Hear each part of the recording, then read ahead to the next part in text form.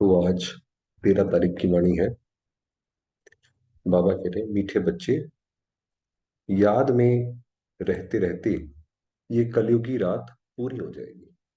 क्योंकि क्या है कि शिव बाबा को उनके ज्ञान की उनके मदद की जरूरत हमें इसी वक्त ज्यादा।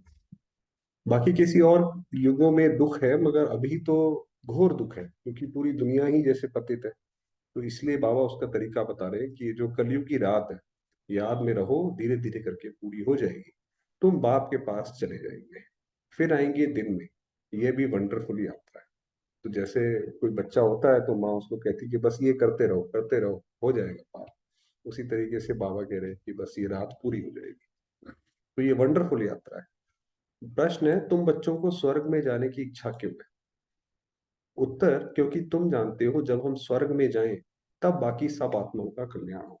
क्योंकि कई लोग ये सवाल करते हैं कि ये तो आपका स्वार्थ है कि भाई हम तो स्वर्ग में जाए, बाकी दुनिया जहाँ पे भी जाए हमें क्या इससे फर्क पड़ता है। दुनिया वाले भी यही सोचते हैं, उनको भी ये लगता है। हम भी यही सोचते हैं कि भाई हम भी स्वर्ग में जाए, बाकी दुनिया का जो होगा वो तो उनका अपना करम बंधन होगा। ऐसा नहीं। हमारा ये विचार है कि हमारा हम अगर स्वर्ग में जाएंगे तो ये बाकी आत्माएं भी तो शांति में जाएंगी ना, वो भी इस जो दुखी दुनिया से छूटेंगी, सब अपने शांति धाम घर जा सके। तुम्हें कोई स्वर्ग में जाने का लोभ नहीं है, लेकिन तुम स्वर्ग की स्थापना कर रहे हो, इतनी मेहनत करते हो, तो जरूर उस स्वर्ग के मालिक भी बने। तो माना हमारा पहला जो है वो विचार हो, इच्छा हो, वो जन कल्याण की, कि सर्व आत्माओं का भला हो। और उसमें हमारा अपना जो भला है वो तो कल्याण है, वो तो है ही है, उसमें कोई है ही नहीं है। बाकी तुम्हें कोई दूसरी इच्छा नहीं है। मनुष्यों को तो इच्छा रहती है हमें भगवान का साक्षात्कार हो, लेकिन वह तो तुम्हें स्वयं पढ़ा रहे। ये बहुत बड़ी लाइन। दुनिया में लोग कहते हैं भाई हमें, हम गए हमें साक्षात्कार हुआ।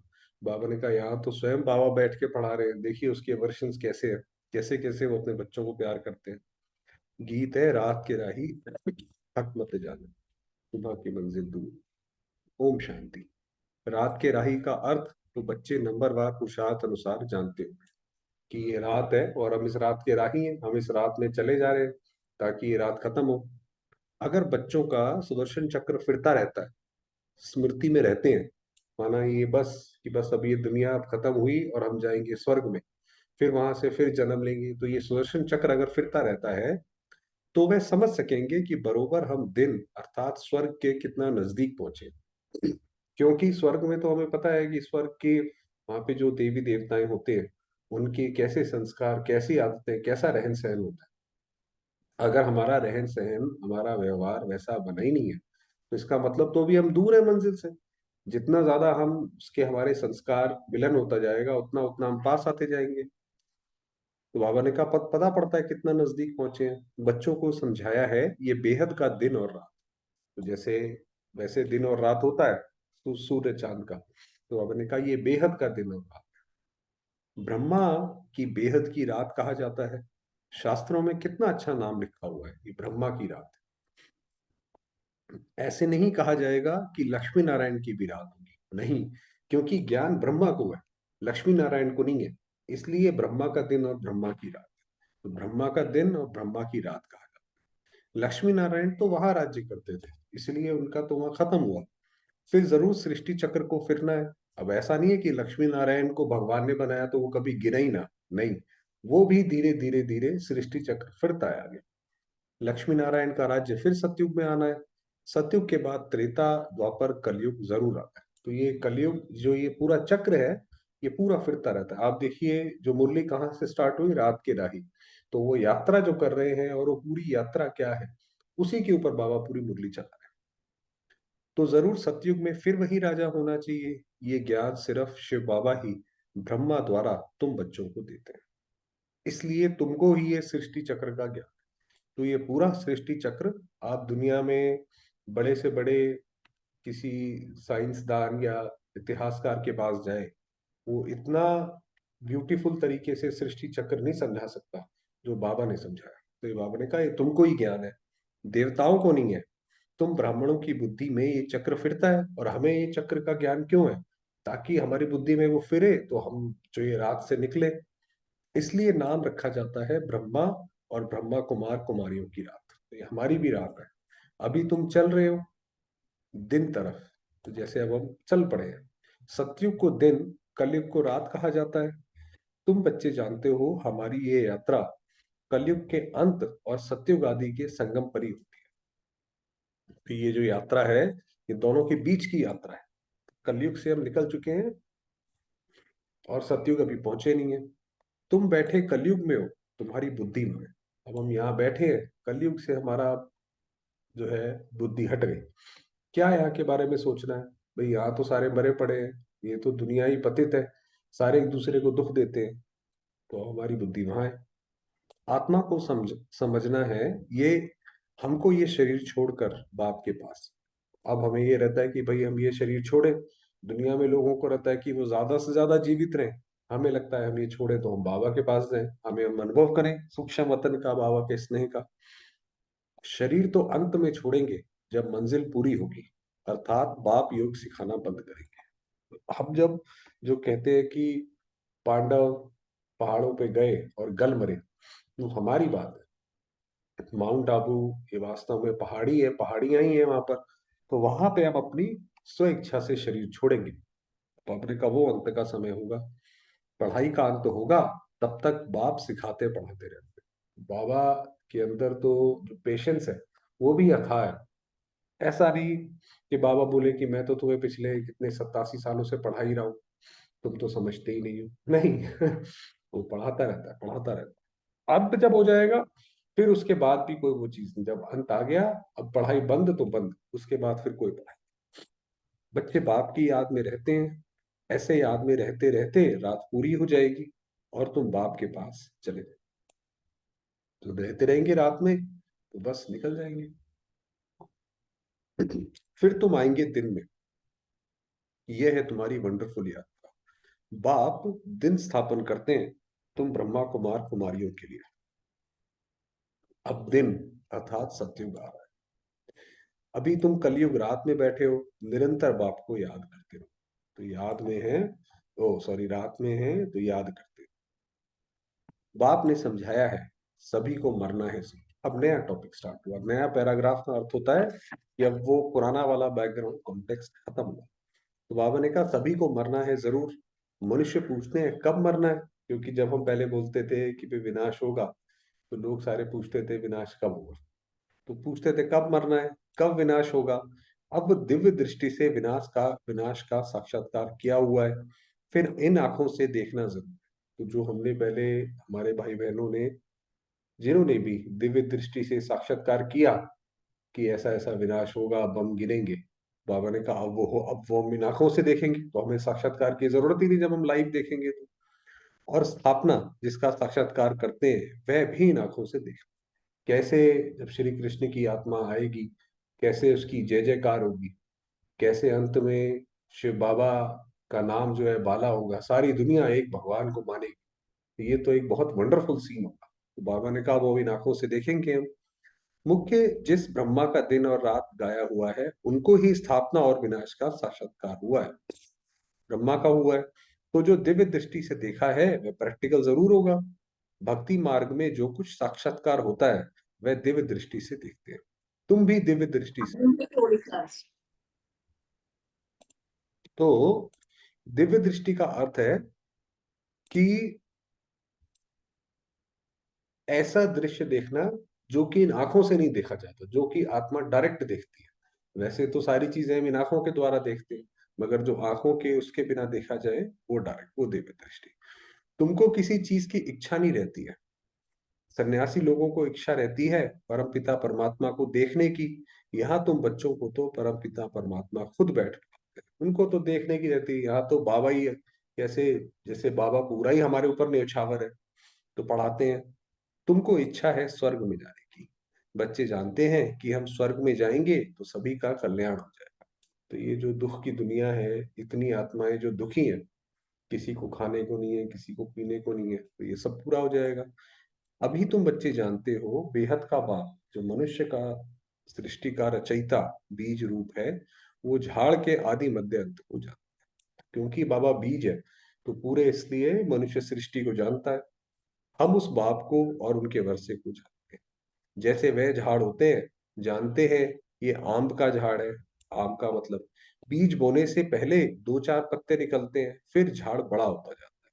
तो वह है जड़ बीज। देखिए, जैसे आप आम का अगर उसकी गुठली अगर आप डाल दें, तो पहले दो पत्ते निकलेंगे, फिर वो बड़ा बड़ा बड़ा बड़ा वृक्ष होता जाए।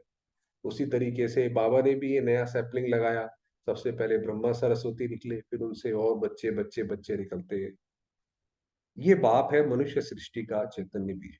उसे ही नॉलेजफुल कहा जाता है। ये शिव बाबा ही नॉलेजफुल है, जो ये सारी नॉलेज जानता है। बच्चे जानते हैं ये पाठशाला है जिसमें ये विद्या मिल रही है, और तुम योग भी सीख रहे हो। तो यहाँ पे पढ़ाई भी है और योग भी है, प्रैक्टिकल भी है तो थ्योरी भी है। इस विद्या से तुम भविष्य प्रिंस प्रिंसेस बनते हो। आत्मा पवित्र जरूर चाहिए। अभी तो सब अपवित्र है, परंतु कोई को पतित कहो तो मानेंगे नहीं। भाई बेशक बुलाते हैं पतित पावन सीताराम, वो तो बस कहने के लिए कह देते हैं। अपने को कोई पतित थोड़ी मानते हैं कि हम ऐसे हैं। चाहे कीर्ति में भी गाते हैं कि मैं मुंह रखल कामी, तो उनको बोलो भाई आप हो ऐसे, तो मानते थोड़ी हैं। तो बाबा कहते हैं कृष्णपुरी में भी एक दो को दुख देने वाले कंस जरासंधी आदि थे। एक दो को सुख देने वाले को पावन कहा जाता। स्वर्ग में तो कोई दुख देता है। अब ये देखिए कलयुगी मनुष्य की बुद्धि कैसी है कि वो ये सब सोचती नहीं। हम भी नहीं पहले सोचते थे, जैसे बुद्धि जो है सोई पड़ी है। जिसने जो जैसा कहा बस उसी के हिसाब से चल पड़ते हैं। बाबा आकर हमारी बुद्धि जगाए, तो फिर बाबा ने कहा कि स्वर्ग में कोई किसी को दुख नहीं देता, कि राम के साथ रावण, कृष्ण के साथ कंस, ऐसा नहीं। वहां तो शेर बकरी इकट्ठे जल पीते हैं, किसको दुख नहीं देते। परंतु ये बातें कुछ समझते थोड़ी हैं। जो शास्त्र पढ़े हैं वही बातें बुद्धि में आ जाती हैं। देवताओं के पुजारी अपने को खुद ही चमाट मारते हैं। तो वास्तव में जो हर एक धर्म होता है, वो खुद ही अपने धर्म को गिराता है, खुद ही करता है। कैसे? हिंदुओं ने आपे ही अपने आप को चमाट मारी है। अपने देवताओं की बैठ निंदा की है कि एक देवता था, उसने ऐसा किया, उसने उसके साथ लड़ाई करी, उसने उसको छेड़ा। तो ये जैसे अपनी खुद ही निंदा करी है। क्राइस्ट बुद्ध आदि की अपनी कितनी महिमा करते हैं, देवताओं की बैठ निंदा करते हैं। तो ये धर्म की ग्लानि हुई ना, कि जब आप जो देवी देवता रहे हैं जिनको आप पूजते हो, उन्हीं की निंदा करने लग जाओ, तो ये तो धर्म ग्लानि है। गीता में भी कहते हैं यदा यदा ही धर्मस्य, कि जब जब धर्म की ग्लानि होती है तब तब मैं आता हूं। नाम भी भारत का है। भारत ही भ्रष्ट और श्रेष्ठ बनता है। वास्तव में भारत ही जो है, जैसे वो विश्व का गुरु है। विश्व का गुरु है माना स्पिरिचुअल गुरु है। क्या मतलब है? कि जब किसी को अहिंसा के मार्ग पर चलना है, या ये देखना है कि कौन सा देश किसी की मदद करने में या सौहार्द में आगे है, तो उसमें भारत का नाम सबसे पहले आ गया, क्योंकि भारत उस चीज के लिए गुरु है। अब भारत ही अगर भ्रष्ट बन गया, तो फिर तो सारी दुनिया वैसे ही भ्रष्ट हो जाती है। आज भी यही हाल है। आप देखिए, जो इतना लड़ाई चल रही है, भारत ही अलग अलग देशों की मदद कर रहा है। तो बाबा ने कहा भारत ही भ्रष्ट और श्रेष्ठ बनता है। श्रेष्ठ थे लक्ष्मी नारायण। भ्रष्ट मनुष्य श्रेष्ठ को माथा टेकते हैं। सन्यासी भी पवित्र रहते हैं, परंतु भगवान को जानते हैं, अपने को ही भगवान कह देते हैं। बाकी दूसरे जो भी गुरु आदि हैं पतित हैं, विकार में भी जाते हैं। पतित कहा जाता है विकारी। बाबा ने कहा ये सन्यासी जो है, एक और कोई दूसरा मनुष्य जो है, वो भगवान नहीं हो सकता, क्योंकि वो तो खुद ही विकार में जाते हैं। विकार से पैदा हुए, चलो विकार में जाते ना हो, मगर विकार से पैदा तो हुए हैं, तो वो भगवान नहीं हो सकता।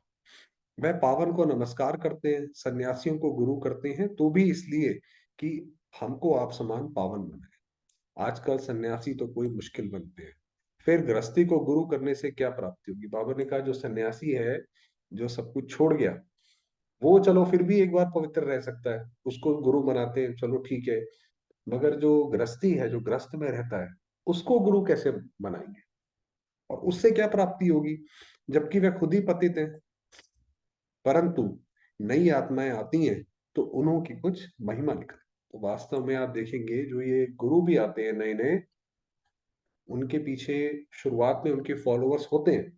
तो क्या होता है कि जब आत्मा ऊपर से नीचे आती है, क्योंकि वो आत्मा पवित्र है, और कुछ ना कुछ उनके ज्ञान में वो एक आध चीज ही ऐसी बोलते हैं जो लोगों के मन को भाती है, तो लोग उनके फॉलोअर्स बने। मगर वो भी आत्मा भी जो नई नई आई है ऊपर से, वो भी समय के साथ साथ नीचे गिरती है, तो फिर सारी उसके उनके जो फॉलोअर्स है वो भी गिरते हैं। तो बाबा ने कहा ये ऐसे चलता है, किसको पुत्र मिला किसको धन मिला तो खुश हो जाते हैं, फिर एक दो को देख सब गुरु करते रहेंगे। वास्तव में गुरु किया जाता है सदगति के लिए। अभी तो गुरु यही ऐसी करते हैं कि भाई हम उनके पास गए, देखो हमें इतनी बड़ी दिक्कत थी और हमारी ठीक हो गई, तो ये हमारे गुरु है। तो बाबा ने कहा वास्तव में गुरु जो है वो सदगति के लिए किया जाता है। ये तो हमारे अपने कार्मिक अकाउंट है कि हमारे सामने कोई चीज आई और ठीक। तो बाबा ने कहा गुरु किया जाता है सदगति के लिए, वह जरूर पांच विकारों का संन्यास किया हुआ पवित्र जी। गुरु हमारा कैसा होना चाहिए? जिसने खुद संन्यास करा हुआ। बाकी गृहस्थी गुरु करने से क्या है?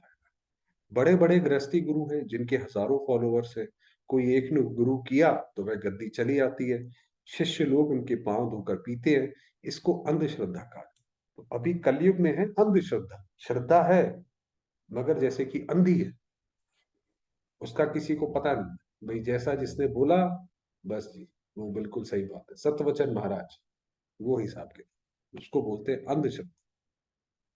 तो बाबा ने इस सेकंड थर्ड पैराग्राफ में यही बताया कि जो गुरु होना चाहिए वो ऐसा हो जिसने पांच विकारों का पूरा संन्यास किया हो। तो इसलिए हमारा डायरेक्ट शिव बाबा गुरु। बाबा ने कहा गृहस्थी और सन्यासी दोनों ही कोई गुरु नहीं हो सकते, सच्चे गुरु नहीं हो सकते। वरदान है, सेवा का पाठ बजाते पाठ से न्यारे और बाप के प्यारे रहने वाले सहज योग। क्या मतलब है? कभी हम सेवा करते हैं तो उसके अंदर टू मच इन्वॉल्व हो जाते हैं, इतना इन्वॉल्व हो जाते हैं कि बाबा की याद ही छूट जाती है। तो बाबा ने कहा कोई भी आप पाठ बजाओ, हर एक चीज को सेवा समझो और उससे न्यारे रहो। इतना भी नहीं घुस जाओ कि जब उसको आप छोड़ना चाहो, बाबा को याद करना चाहो तब भी वही चले, रात को सो रहे हैं तब भी वही बुद्धि में चल रही है। ऐसा नहीं होना चाहिए। तो तब बाप के प्यारे रहेंगे। कई बच्चे कहते हैं योग कभी लगता है कभी नहीं लगता है। इसका कारण है न्यारेपन की कमी, क्योंकि चीजों को हमें न्यारा, चीजों से न्यारा होना नहीं आता। जैसे मकड़ी होती है वो सारा अपना जाला तो बुन देती है, जाला बुनने के बाद उसको उससे निकलना होता है, तो वो अपना जाला खा लेती है और फिर बाहर निकल आती है। उसी तरीके से हम अपना जाला तो बुन लेते हैं, अपनी बुद्धि हमने इधर लगा दी उधर लगा दी, मगर जब उसको समेटने का आता है कि रात को सोना है अब समेटो, तो समेट नहीं पाते हैं, तो न्यारे नहीं हो पाते हैं। तो इसलिए योग नहीं लगता, यहाँ से हटता नहीं तो वहां लगेगा कैसे? न्यारे ना होने के कारण प्यार का अनुभव नहीं होता। बाबा से जो प्यार का अनुभव नहीं होता उसका रीजन यही है कि हमारी बुद्धि ही नीचे यहाँ पे या तो लोगों में या पदार्थों में या प्रकृति में लगी हुई है, और जहाँ प्यार नहीं वहां याद। तो फिर बाबा को जैसे याद करते हैं तो जबरदस्ती जैसे बैठ के कोई और बोलता है कि देखो शिव बाबा कितना मीठा है कितना प्यारा है, तो हमें हम तक वो भासना पहुंचती नहीं क्योंकि हमारा तो योग लगा ही नहीं। जितना ज्यादा प्यार उतनी सहज याद। तो कहने का मतलब जितना न्यारा रहेंगे उतना बाबा की याद रहेगी और उतना बाबा से प्यार होगा। इसलिए जितना ज्यादा प्यार उतनी सहज याद। इसलिए संबंध के आधार पर पार्ट नहीं बजाओ। माना कि किसी के साथ हमें भाई ये हम इसकी माँ है, ये हमारा बेटा है, ये हमारी पति है, ये हमारा पत्नी है, तो हमें इसकी सेवा करनी पड़ेगी। इस संबंध से पार्ट नहीं बजाओ, सेवा के संबंध से पार्ट बजाओ, तो न्यारे रहेंगे। भाई मुझे इस आत्मा की सेवा करनी है, ये बाबा ने जैसे मुझे आत्मा दी है सेवा करने की, तो उसकी वो समझ के सेवा करो। सेवा कमल पुष्प समान पुरानी दुनिया के वातावरण से न्यारे और बाप के प्यारे बन। जैसे कमल पुष्प है, रहता कीचड़ से है, कीचड़ में है, लेता सब कुछ कीचड़ से है मगर उससे अलग रहता। इसी तरीके से हम घर में रहे, जो हमें काम करना है वो पूरा करें, मगर जैसे हम सेवा कर रहे हैं तो उनसे न्यारे और प्यारे रहेंगे, तो सहज योगी बन जाएंगे, तो फिर योग हमारा सहज हो जाए। स्लोगन है, ज्ञानी वह है जो कारण शब्द को मर्ज कर, कि इस कारण से ऐसा हुआ उस कारण से ऐसा हुआ, वो कारण शब्द खत्म हो जाए, हर बात का निवारण कर दे कि भाई ये काम ऐसे होगा। ये नहीं बोलो ये काम नहीं हो सकता क्योंकि उसकी वजह से नहीं हो सकता। तो ज्ञानी वो है जो ये बताए कि ऐसा करो तो ऐसा होगा, वो है ज्ञान। तो कारण शब्द खत्म हो जाए, मर्ज हो जाए। चलिए बहुत हो गया।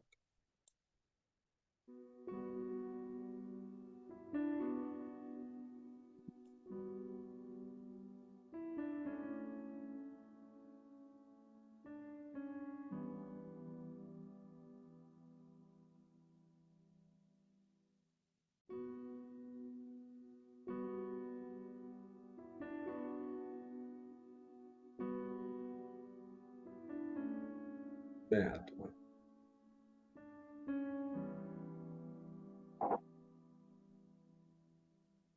परम धाम में विराजमान।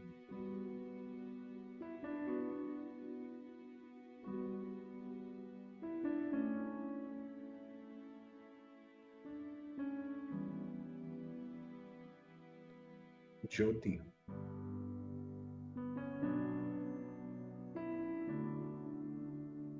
शांत स्वरूप।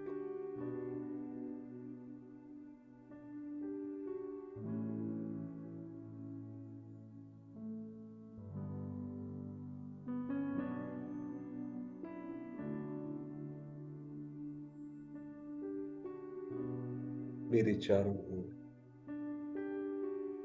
दिव्य लाल प्रकाश और शांति।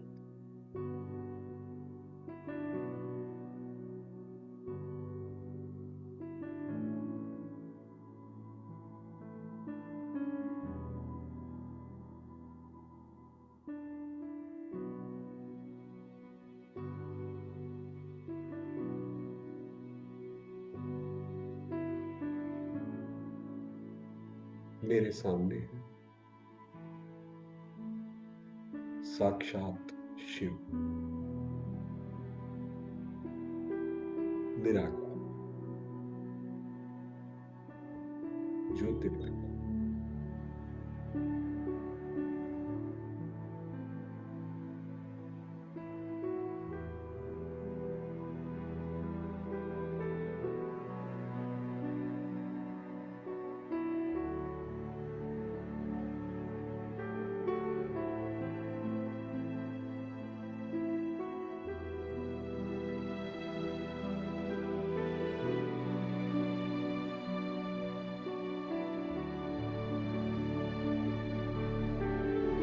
उनकी किरणें पूरे परम धाम में फैली हुई।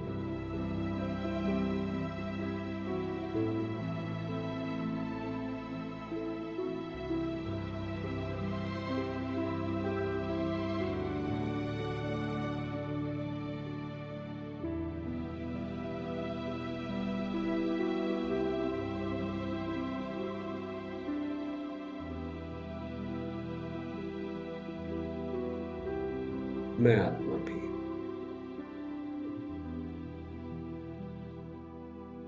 शांति सूर्य की किरणों में समाहित।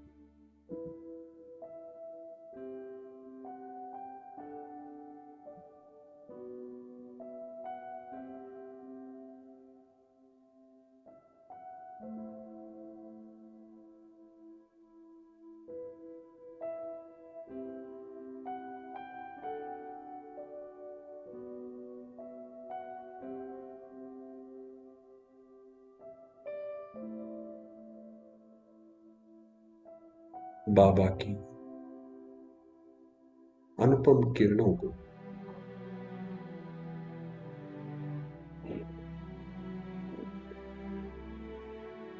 निष्पल स्नेह को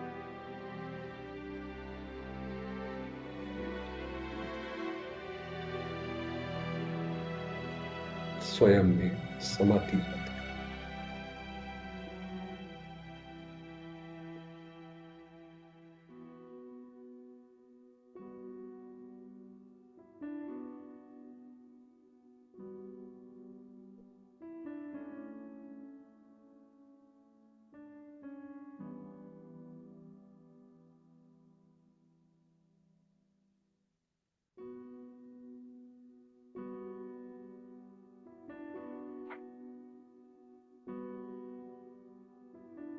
मैं आत्मा शांति का चंद्रमा हूं।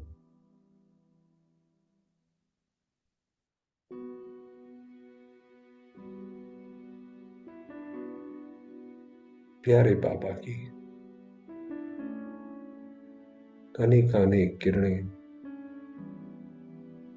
मुझ आत्मा पर पड़कर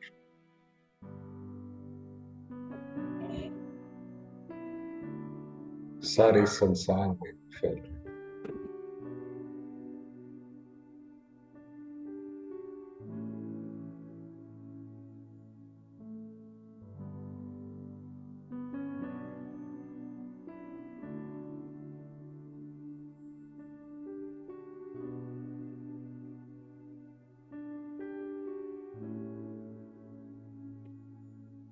संपूर्ण सृष्टि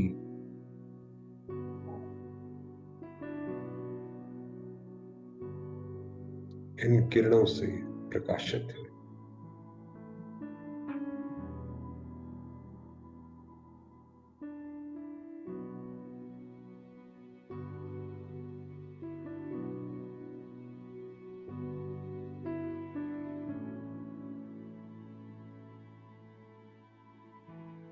सर्वात्माएं शांत हैं,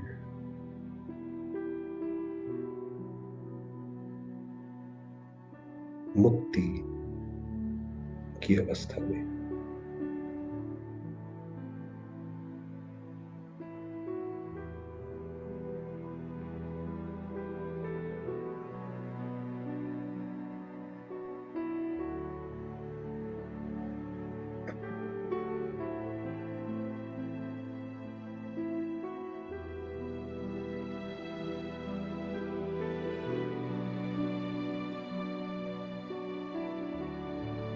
सारी सृष्टि में शांति व्याप्त है।